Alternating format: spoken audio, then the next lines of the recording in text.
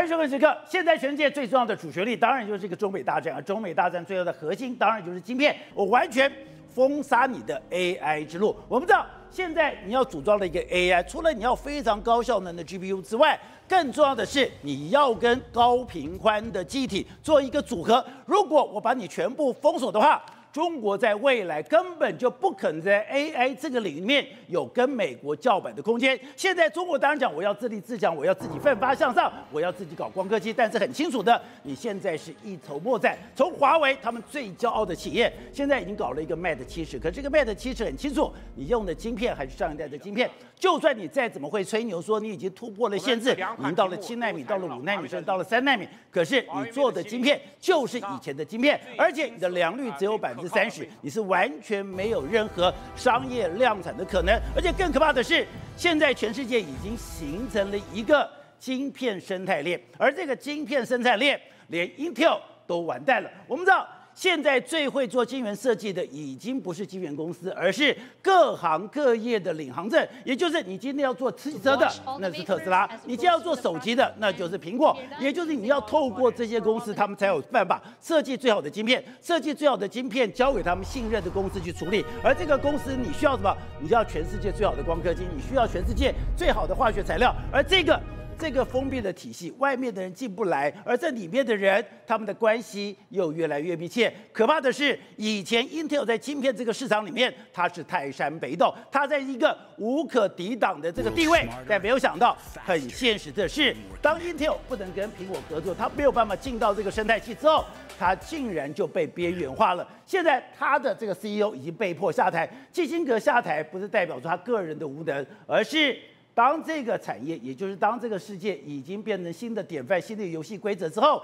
你都很难想象，连 Intel 我们从小到大觉得这个非常伟大的企业都有崩解的一天吗？好，我们今天请到了来宾，在对方首位的资深媒体人张宇轩，宇轩你好。好，好，这位是美岛电子报董事长吴子嘉，大家好。好，第三位是资深媒体人姚真，大家好。好，第四位是东海政治系的教授邱世仪，大家好。好，第五位是资深媒体人吕一峰，大家好。好，第六位我们要特别叫台大电机系的教授，台大电机系博士张全玉张老师，你好。好，各位观众大家好。好，所以慧成刚才讲的是，今天拜登离去之前，没有想到做了一个激励。刚才讲，他说那是拜登对中国晶片3部曲的最后一部曲，而且他说这个是最大的杀伤力，而且这个动作了以后，代表中国在 AI 这个领域上面完全没有可能了。是宝杰哥，拜登即将下台，而他对于中国所出的最后一集真的是有够狠。这一集可能真的让中国自此之后没有办法踏上 AI 之路。有这么严重吗？对，我们心里想说，哎呦，还有什么比？你都已经断了他的晶片哦，台积电晶片不能给他了 ，ASML 的这个极紫外光机不能给他了，然后一大堆连日本的这些最重要的3项的个化学品也都不能给他了，已经把他封的方方面面了，怎么还有更狠的招？对啊，今天我跟你讲，就是有雷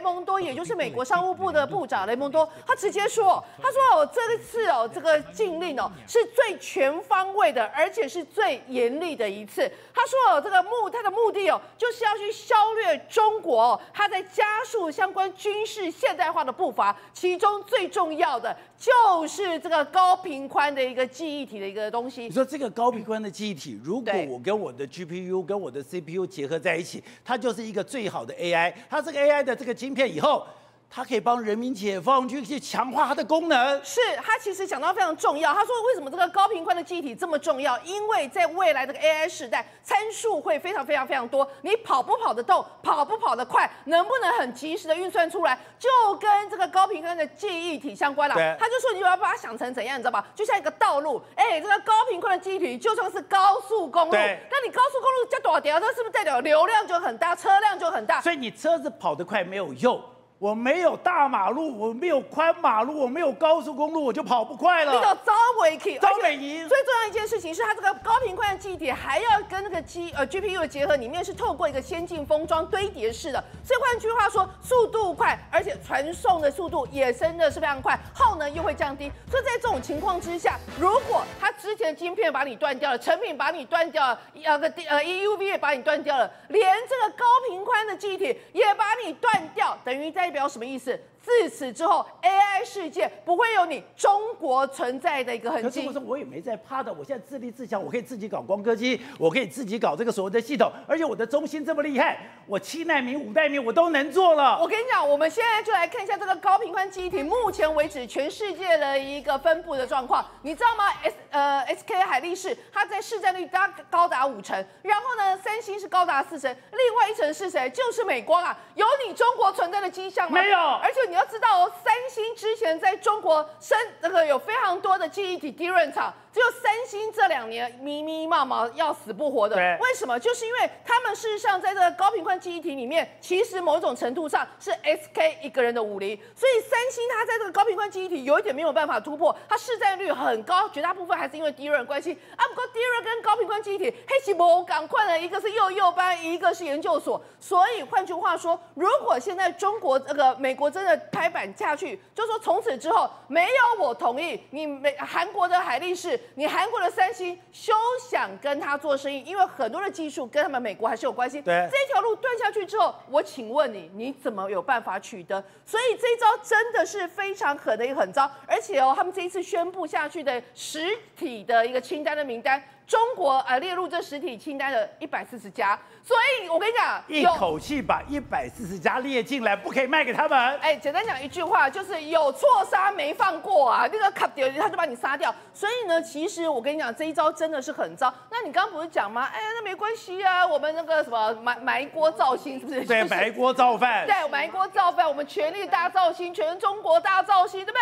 我们的那个华为 Mate 70，我们都可以生出来了，我们不怕。但是我跟你讲，话说得很大声，产品拿出来之后就笑死人。人家现在就发现你那个 Mate 70最近才发表的这个，你讲的是 Mate 70，结果人家去跑那个跑分啊什么的，你比 iPhone 11还要慢iPhone 11的表现都比你还好所以他们就发现说，你现在最新的华为的 Mate 70一支也要4万块左右的这个台币，它居然跑分输给 iPhone 11，我真的快笑死！而且你看到中国自己的媒体报道，他说我们这个很厉害，我们这个怎样呢？我们这个 Mate 70是采取70、90、20的那个晶片具有2颗的高效能核心6颗的大核心还有低功耗的4颗的一个效率核心GPU 运行运转什么840MHz， 所以简单来讲，他就说我们真的非常厉害。结果那边给够力来跑分，就跑出来笑死人。他说却输给2019年 iPhone 11采的 A13晶片。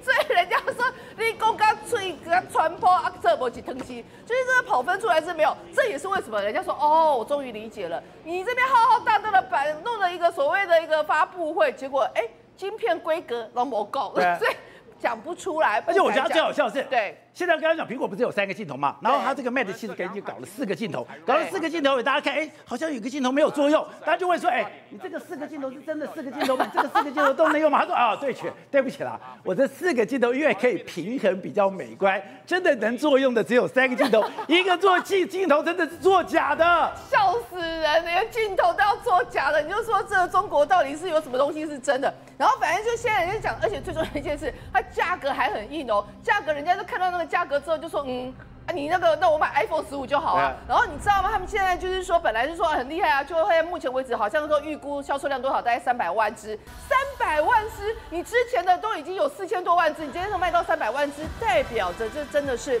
不如预期。而且现在更可怕的是，现在的晶片的设计制造已经变成了一个非常独立的这个体系。刚刚讲到，包括 Intel 这个过去被认为在晶片世界的泰山北斗，你进不到这个体系里面，你竟然也被边缘化了。而这个系统什么时候开始？当苹果决定我要自己做晶片，当Amazon开始决定我要自己做晶片，当这些最有钱的这个企业自己决定做晶片了以后，他要找自己最相信的代工，要找自己最新的厂商，你只要进不来，你就被踢出去了。是，所以真的是苹果开始跨入晶圆设计这个 IC 设计的一个情况之下，真的改变了整个产业。为什么你这样讲？因为以前我们都知道，各自有各自的分工苹果你就是个企业主，你就是下单把你的规格弄出来，然后包括高通、博通，还有包括 Intel 这些所谓的 IC 设计，它会设计一个公版，增增减减，最后是给台积电这边。但是在苹果开始跨入 IC 设计的这个情况之下，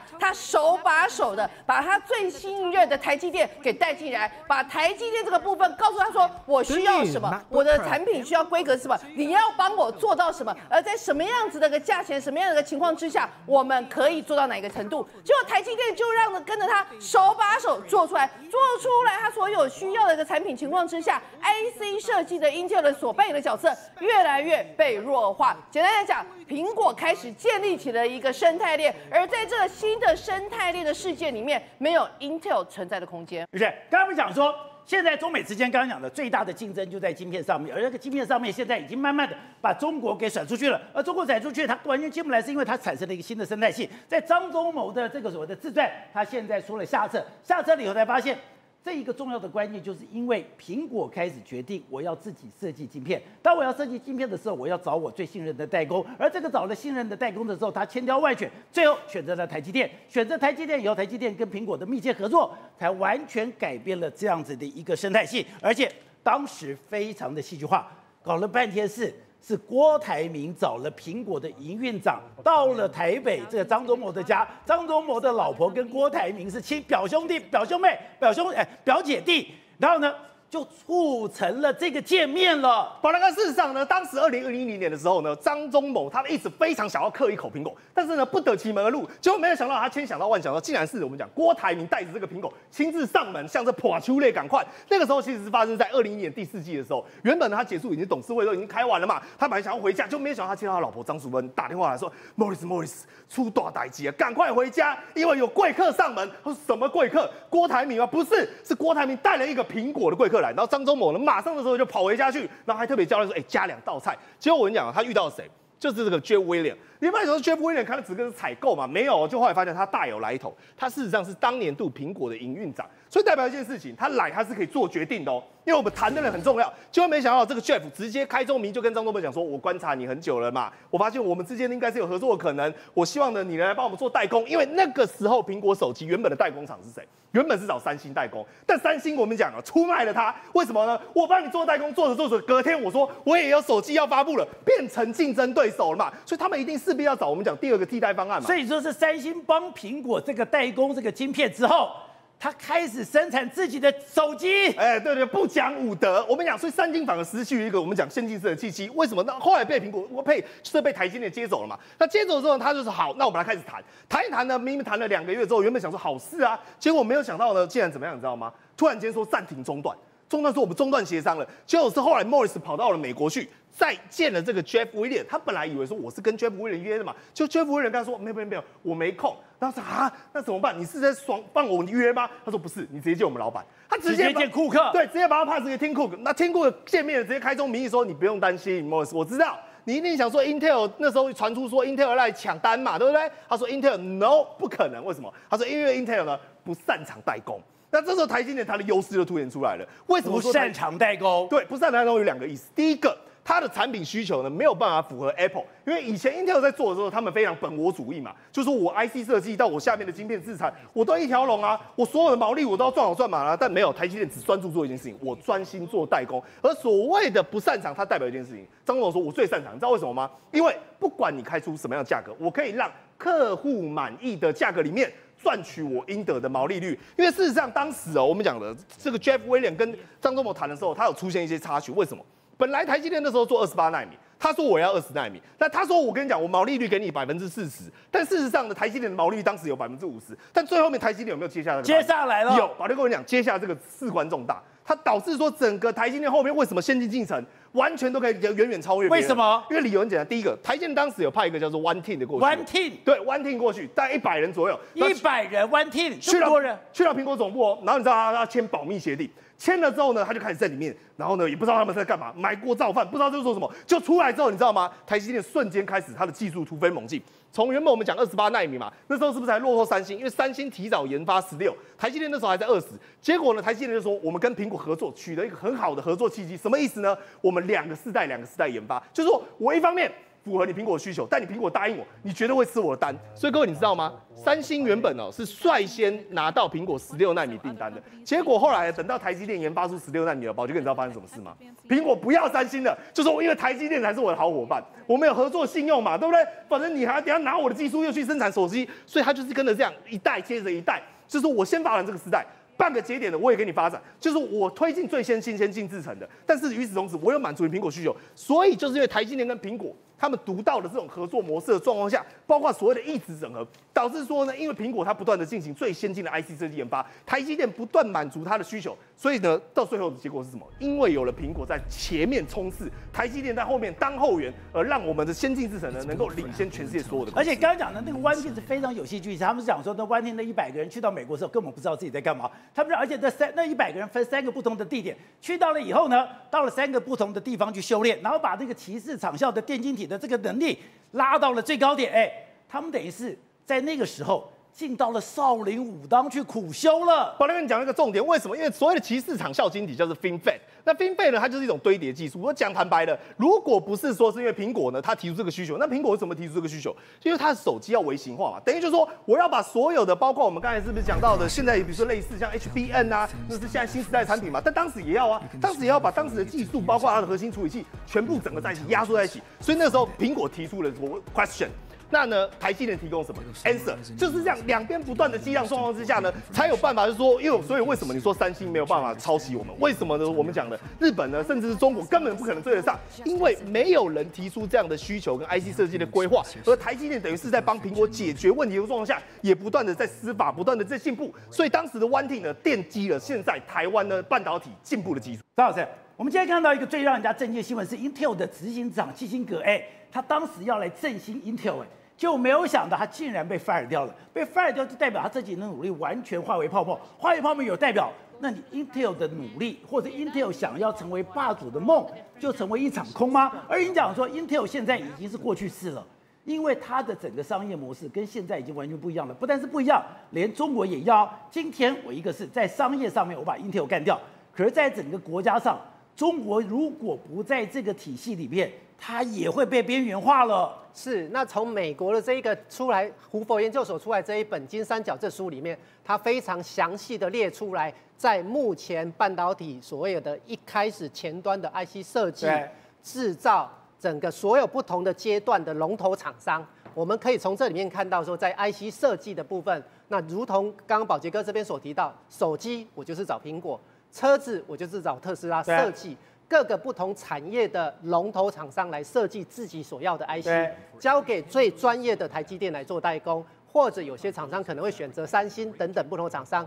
那可是这整个完整的表格里面就是没有看到 Intel， 因为他讲过，现在最厉害的晶圆设计者已经不是传统的晶圆设计者，现在最厉害的晶圆设计者都是各行业的龙头，是龙头跟龙头之间彼此也要互相合作。它才能够上下的完整串在一起。如果今天 Intel 没有在这个表格里面，它不是在这个生态系里面，它会遇到一个问题：别人在开发，别人在讨论，遇到什么样的问题，该怎么样解决的时候，它无从得知，他不知道。对，那就会遇到一个问题，它慢慢，它缺少了这些很先进的制程、先进的制造的这些经验，它就慢慢的会被边缘化了。好，那刚刚讲说。那拜登在离去之前，下了一个重手，说，你现在这个高频宽的记忆体不可以再卖给中国，这一刀很凶吗？是非常的凶。为什么？我们所知道，所有我们现在目前辉达最先进的这个 AI 晶片，基本上来讲都是中间是我的处理器的部分，左右两边就是我的高频宽记忆体。因为我只有把我的高频宽记忆体跟我的处理器做在一起。合作在一颗大颗的晶片上面，这个我们就是所谓的 CoWoS 的这个技术，这就是封装，对，就是先进封装的部分。那先前美国在先进制造的部分，让它做不出这个晶片，中国可能想尽办法来做。现在美国更厉害的地方是，我连这个 HBM 高频宽记忆体，我连卖都不让你卖给你，你即使有办法做出这一颗，不好意思，你没有 HBM， 你也没办法兜出所谓的 AI 晶片。可是中国现在不是讲吗？我现在的这个所谓的储存也做得很厉害啊，我的长江存储，我的很多的公司，我也都有能力做DRAM啊。做DRAM的这个部分是一件事情，但是要做高频宽，它的堆叠技术来讲是完全不同等级。它是要堆叠，是。那像目前现在的 HBM 的堆叠层数是8层到12层，所以它在这样8到12层的 DRAM 叠在一起，对，记忆体会堆叠在一起。这个其实就是我们现在所看到的，我今天是3D 的 IC 的概念，就是我的记忆体是一层一层堆叠上去，你就这样子堆叠起来。从这个图上我们就可以看到，中间黑色的这个部分就是我们的处理器的晶片，左右两边可以看到一层一层一层的那个，其实就是我们所谓的高频宽记忆体。那这么密集的这个记忆体，它非常的靠近，所以它在传输的时候速度非常的快，对，才能够符合我们 AI 的运算上使用。好，所以刚才讲的。现在在中美竞争的时候，没有想到拜登在卸任之前下这么重的手。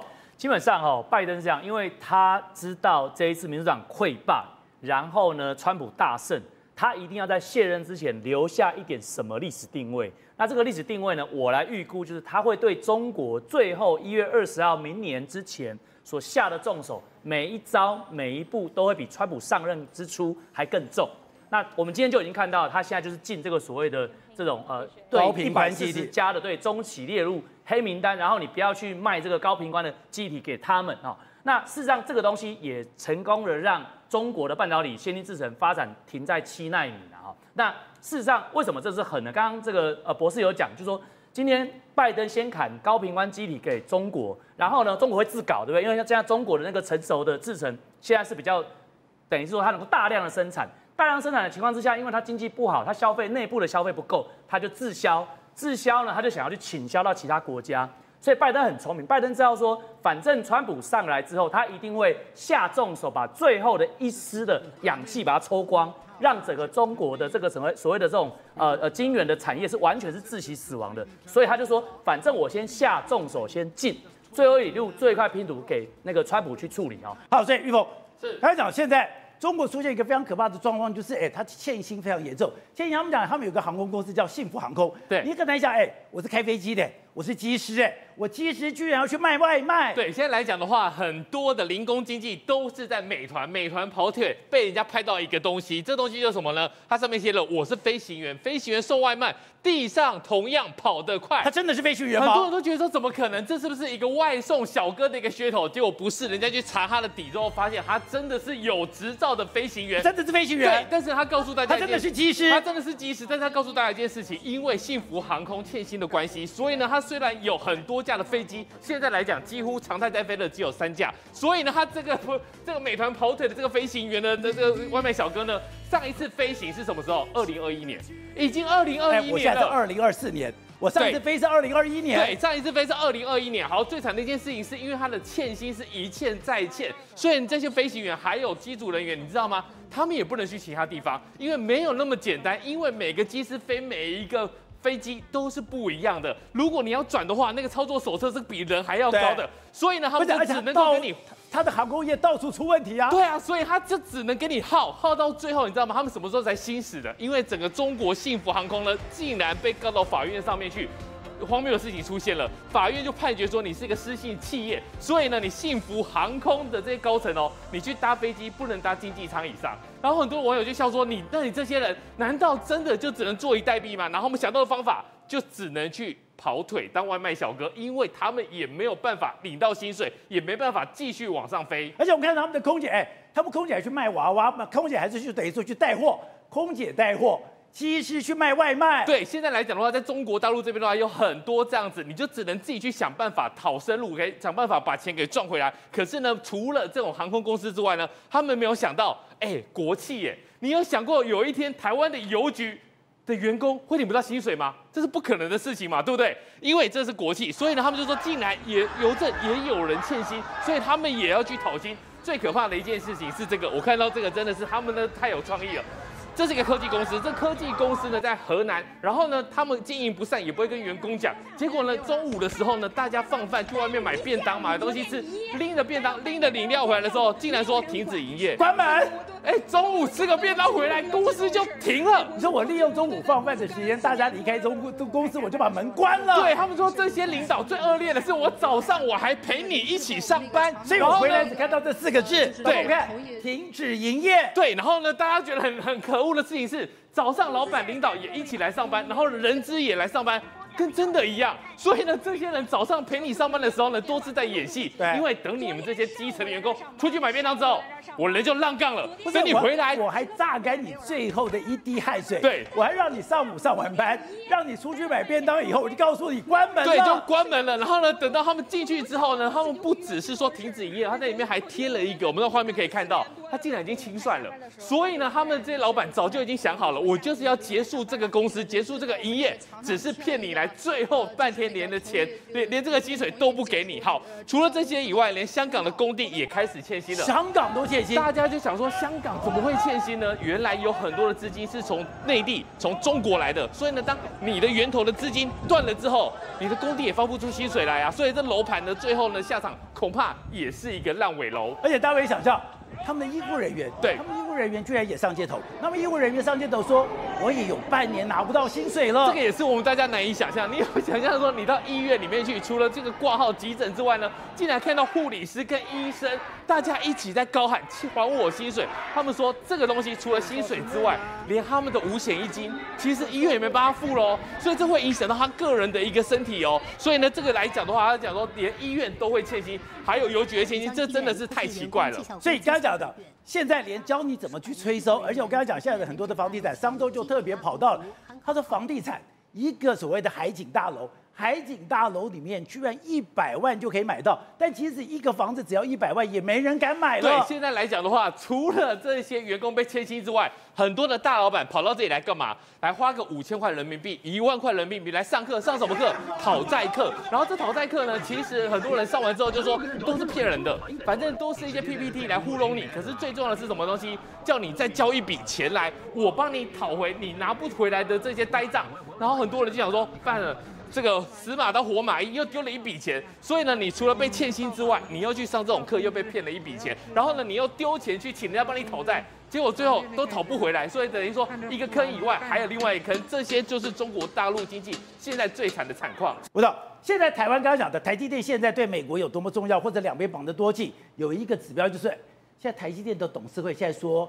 他要去美国开董事会，也就是现在两边的关系真的抓得这么紧密吗？我觉得是说，在由台积电来作为主体来看的话，台积电这个商业的模式啊，已经获得一个全世界的一个绝对领先的地位，因为它的所有的合作伙伴都是由世界第一的公司跟它结合了嘛。对，所以那这个结合产生了一个巨大的联盟体系了。那这个国际联盟体系才是真正征服全球的基础。所以说，今天 Intel 的这个执行长基辛格下台，代表基辛格，也就是整个 Intel 被排除在外边，越来越边缘化。被边缘化的关键就在于以台积电为主，形成了一个国际联盟，而这个国际联盟现在是美国要牢牢抓在手上的。全世界都要抓在手上了，因为这个今天的 Intel 的改变了哈，等于就是说最后一次 Intel 想要翻盘，从所谓的工程技术上做重大突破，就是